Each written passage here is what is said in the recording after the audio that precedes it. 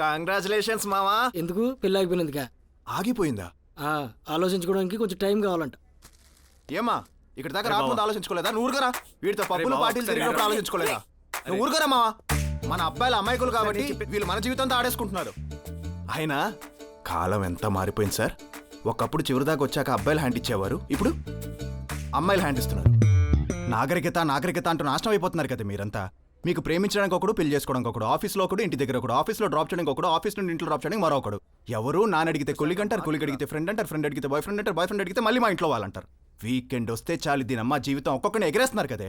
శుక్రవారం ఒకరితో షాపింగ్, శనివారం కొడతా, ఆదివారం మరొకరితో ఐమాక్స్. ఇలా వీకెండ్ పేరు చెప్పి వీక్ చేసేస్తున్నారు కదే మమ్మల్ని. ఇవన్నీ చాలదన్నట్టు ప్రభుత్వ పథకాలు, షీటింగ్ ప్రొడక్షన్లు, నిర్భయ చట్టాలు. మాకేమో పర్సనల్ లోన్లు, ఈఎంఐలు, క్రెడిట్ కార్డు బిల్లు. పోనీ ఇవన్నీ చేసినా మమ్మల్ని పెళ్లి చేసుకుంటారంట. ఆహా, అమ్మ చెప్పింది నాన్న చెప్పాడు అంటూ ఎవడ్డో ఎన్ఆర్ఐ గారిని చేసుకుని చెక్కేస్తారు. అడిగితే పేరెంట్స్ రెస్పెక్ట్ అంటారు. మేమేమో ఇక్కడ ఎదవలాగా గెడ్డాలు పెంచుకొని ప్రేమిస్తే సినిమాలో భరత్ లాగా అన్యన్య అన్యన్య అని తిరుగుతూ ఉంటే మీరేమో అక్కడ సుఖ సంసారాలతో సుఖంగా జీవితం గడిపేస్తారా? అన్నా నువ్వు సూపర్ అన్నా.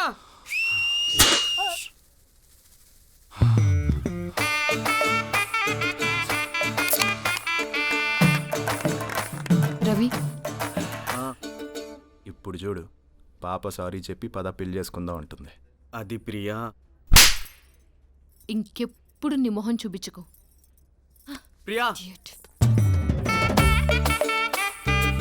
అదేంట్రా అలా కొట్టేసి వెళ్ళిపోయింది? కొట్టదా మరి? టైం కావాలన్నది ఆ అమ్మాయి కాదు, ఆడు.